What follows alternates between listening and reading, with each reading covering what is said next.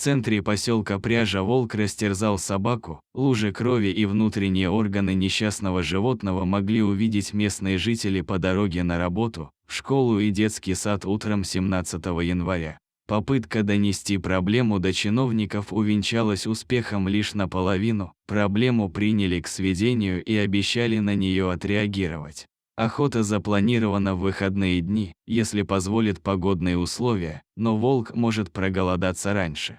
На охотников надейся, а сам не плашай. Впрочем, к охотникам вопросов как раз и не возникает.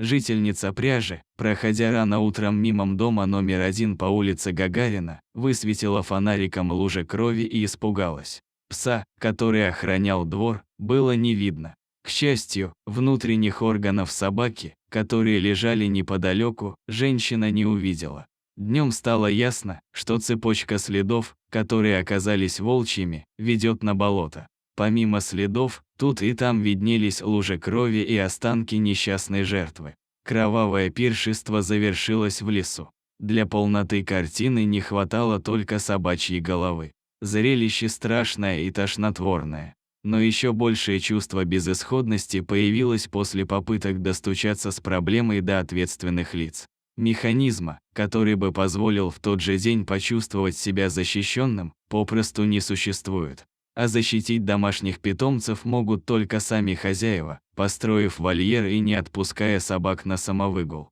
На высокие заборы и собственное бесстрашие, увы, надежды нет. Отбить собаку от волков удается не всегда. Волк в поселке. Куда идти? Конечно, к охотникам.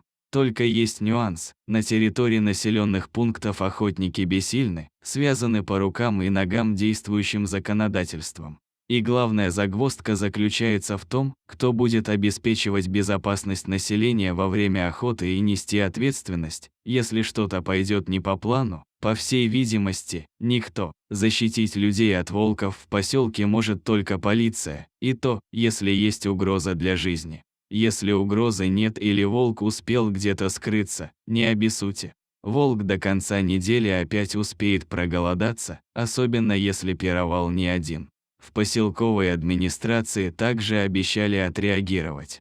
А по итогу бояться за животных еще 2 дня, 3 не придется, только потому что волк будет сыт. Охота на волков – дело трудоемкое. О нюансах и трудностях, с которыми сталкиваются охотники, нам рассказал охотинспектор по Суоярвскому району Илья Макаров. До него удалось дозвониться быстрее. А вообще, разодранные собаки, обеспокоенные жители, сообщения о волках поступают почти со всей Карелии. Даже в Петрозаводске видели обнаглевших серых хищников. Суоярвский охотинспектор подтвердил, что в черте города, поселка, села охотники бессильны, можно лишиться оружия и права охотиться на 2 года. По идее, можно выехать на место происшествия, посмотреть, где звери находятся, оценить ситуацию. Если есть оперативная группа, которая может собраться и приехать на место в течение часа, то она может оперативно осмотреть территорию. Бывает так, что волк зашел в лесополосу и не вышел из нее, тогда есть смысл сделать оклад, натянуть флажки, чтобы волк остался в окладе и никуда за его пределы не вышел. После того, как волки собаку съели, то на 2-3 дня им этого хватит. Затем нападения могут повториться. Если стая большая, от 4 волков, то она может охотиться и на лося. Если 2-ка, 3-ка работает, то им тяжело охотиться на крупного зверя, им проще снять с ошейника собаку. Вообще, численность волков меняется, но не сказать, чтобы очень значительно. Я давно охочусь, наши охотники как-то разбили стаю, осталась доминантная волчица, на 2-й год у нее снова появились волчата, образовалась новая стая. Только в случае гибели волчицы, волк остается один и не ищет больше себе пару. При этом у каждой стаи есть своя территория, если охотники эту стаю отстреляют, то на следующий год на место этой придет новая стая. Проблема, по сути, решится лишь на время. А всех волков истреблять нельзя, потому что это нарушит баланс. Мы стараемся помогать жителям, но все равно несколько месяцев надо перетерпеть и постараться бережно относиться к своим питомцам. В феврале начнется гон, волки начнут бегать за самкой. Затем с февраля по сентябрь станет спокойнее, волчица будет заботиться о волчатах, уточнила хотинспектор. Как бы ни старались охотники, проблема с нападениями волков на собак на территории населенных пунктов никуда не исчезнет.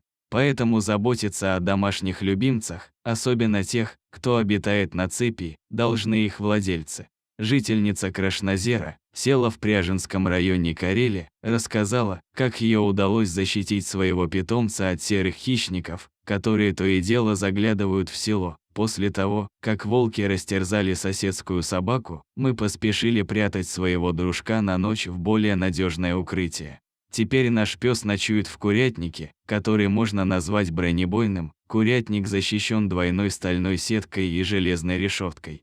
Раньше это укрытие спасало наших кур от деревенских собак, а теперь служит в качестве вольера, где дружок ночует. А волки как ходили, так и ходят по всей территории села, им здесь спокойно и сытно.